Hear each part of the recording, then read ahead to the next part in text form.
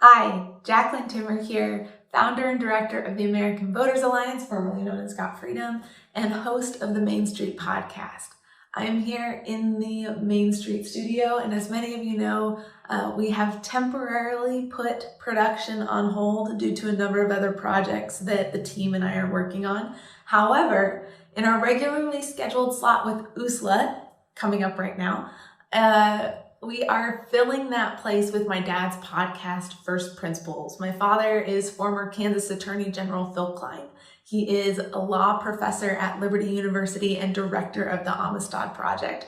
So I'm sure that you will enjoy his podcast. Sometimes I co-host with him as well. So we'll be bringing that to you while we wrap up some of the projects on the AVA and Main Street side, and we'll be back with you shortly. So enjoy First Principles.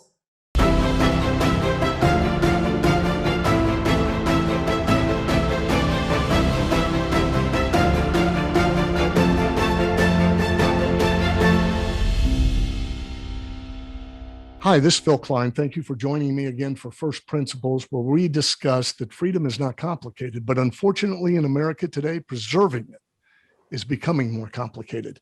Today, I have the honor of having as a guest Harmeet Dhillon, who's one of our nation's and in fact, international leaders as it relates to several issues of law. Harmeet leads the Dhillon Law Firm with offices in London, San Francisco, and New York.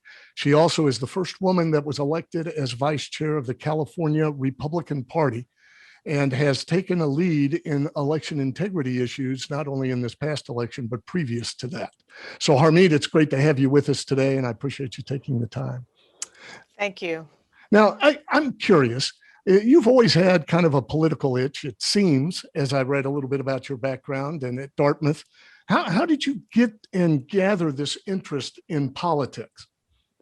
Well, my parents came to the United States when I was very young, 2 years old, and they and I were born in India. We stopped in England on the way, and my father was an orthopedic surgeon and wanted to make his life in the United States, where it was free, where the government wasn't telling you what crops to grow and how many children you could have, and other socialist policies we were seeing in India back at that time. And so growing up in rural North Carolina was a very eye-opening situation for my family.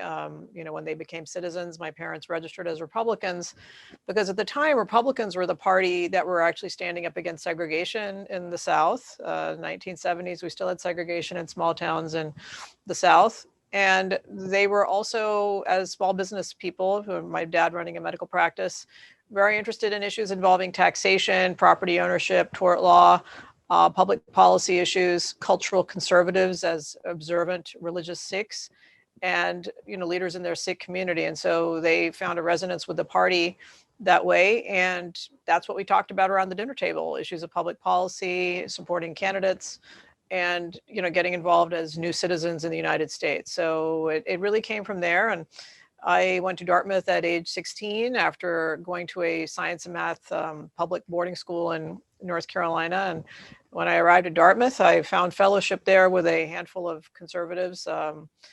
My predecessors at the Dartmouth Review newspaper included Dinesh D'Souza and Laura Ingraham. So they're longtime mentors of mine over the years, and really kind of focused in on studying the classics and really understanding American and world history and literature. And, from there, kind of that was a solid grounding to explore our conservative movement and, sort of have stayed in that vein my entire career in life. So the power of ideas kind of enthralled you.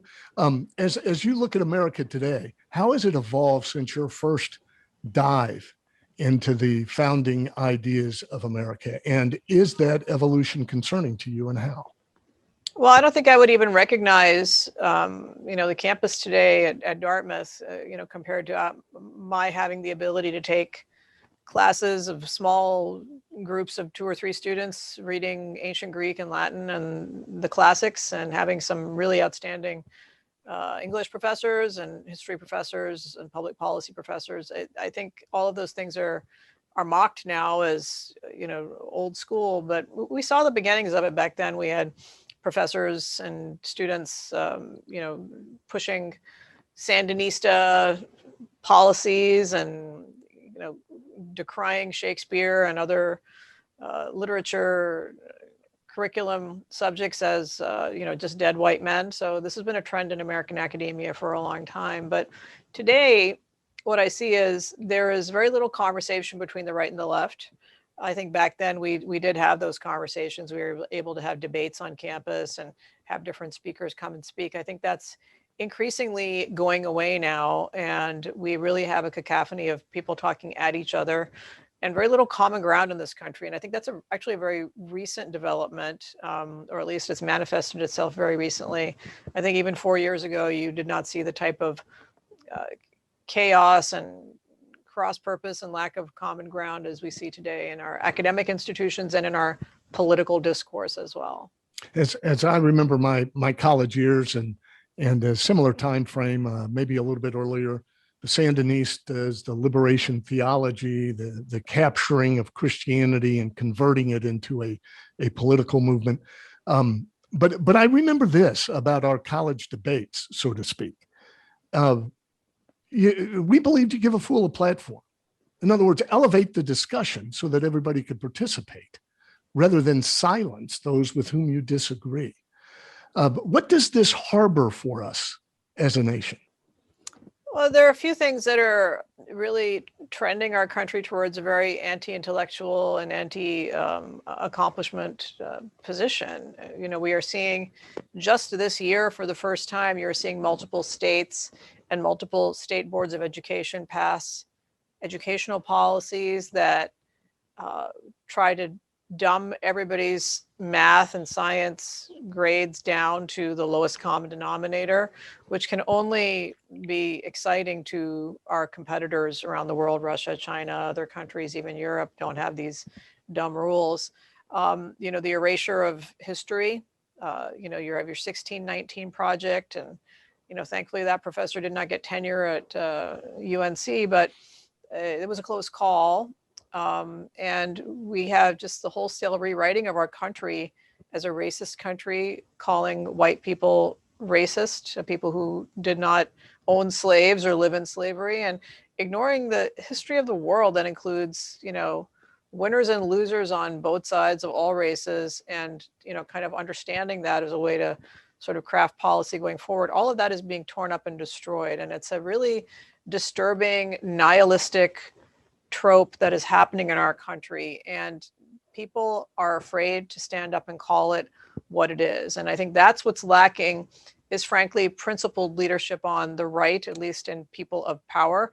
I do not think tweets and Fox News appearances are a substitute for sound public policy. And frankly, our Republicans have been silent in Congress and in staffers in the White House when they had a chance to pass reforms that, for example, canceled Americans off of social media, led to widespread firing of people in academia and persecution of people in jobs. I filed lawsuits over all of these issues, but I've frankly not ever been backed by people with power. And so, one or two lawyers like you and I, warriors in the courts can make a difference. Only in that case, it's hard to have, sort of a broader impact without political power. Recently, I've seen the left make a concerted effort to consolidate all authority, all jurisdiction, and all ability to speak into any issue of our life at the national level, almost as if Mr. Biden wants to be our father, so to speak. And unfortunately, I have seen the Republican Party not speak against that growth of national jurisdiction. Do you see that as a concern? Well, this is a problem that's been dating back to at least the time since I've been paying attention to politics, even before I could vote. That would be in the Reagan era. And, President Reagan talked about eliminating the Department of Education, and that didn't happen. Today, I think just yesterday, I saw a Republican senator introduce a bill to sort of nationalize the concept of money following the students. Historically, Republicans have always been in favor of local control as much as possible of everything. And, much as I agree with the concept and would vote for it locally, I don't think the federal government has anything to do with that. And I think that the federal government doesn't have anything to do with many things. I don't think Asians should be beaten in the streets, or anybody. But I don't think, frankly, the federal government constitutionally has jurisdiction over so-called anti-Asian hate crime violence. The concept of a hate crime itself is anathema to any serious scholar of the First Amendment. Yes. It's sort of getting into somebody's head. It's Clockwork Orange type of stuff. I mean, how do we get into people's heads? We should be punishing people's actions and not their thoughts. And so yet Republicans happily have ceded that and are just playing along. And particularly irresponsible is when you don't have a majority and can't pass the bill, just introducing show legislation for clicks and for fundraising purposes, I think is irresponsible and, really craven, frankly. Yeah, thank you for mentioning that. I remember I was a state legislator in Kansas when we had our first hate crimes bill, which I voted against, predominantly because I believe all crimes of battery and assault are crimes of hate. And as you said, it is thought police. It is ceding to government the definition of what hate is. And when you cede to government the authority to define hate, it could just define you as hateful or offensive. And in fact, that's what we're seeing. So thank you for pointing that out. There's not enough political courage to say, wait a minute, I don't think Asians should be beaten, but neither do I believe that we ought to control thoughts because government is very poorly situated to have that type of authority or power. As it relates to the elections, what did you see? What is most concerning? And are we doing anything to address it? That's a hard question because there are many concerning things about our elections. And again, I believe this is an issue that should be run by the states for the most part. In fact, the Constitution requires almost every issue having to do with our United States elections to be run at a state level with some minimum standards in federal legislation. What we have seen for decades is, and by the way, both Republican and Democrat administrations, a failure to enforce those federal election laws that require the cleaning up of the voter rolls, that require some minimum standards. We don't do that. And states like California, for example, with 40 million people, the biggest population state in America, are habitual offenders in compliance with these federal statutes. And because they get away with it. And in fact, we now have error-ridden rolls around the United States that include tens of thousands, hundreds of thousands, or even millions of people in Los Angeles County alone, as the state of California admitted, who do not belong on the voter rolls. So that is a recipe for disaster when you combine that with automatic vote by mail, like we had during this pandemic. And you add to that issues like a lack of transparency, with citizens not being allowed to witness the counting of the votes, and in fact, election officials lying to the public, to the press, and to citizens about why the viewing is not being allowed. You have a lack of consistency, which is a basic fundamental equal protection and due process norm, where your signature will be counted differently in a different county, and depending on whether Mark Zuckerberg gave money to that county. So there are so many issues that have to be addressed. And the problem is that there's no quick fix to these issues for conservatives, if they're being honest, at the federal level. This is work that must be done state by state, lawsuit by lawsuit, intervention by intervention, and in the trenches. It's difficult. You cannot go on Fox News or introduce a piece of sham legislation that won't pass and accomplish your goal. So I'm proud to be doing that hard work with Republican legal organizations and conservative groups. We are, spending a lot of time rolling up our sleeves and doing that hard work. But on the other side, we can easily see how the left is trying to solve this problem. And their problem is Republicans ever win an election. That's their problem. There's no talk of bipartisanship anymore in our country.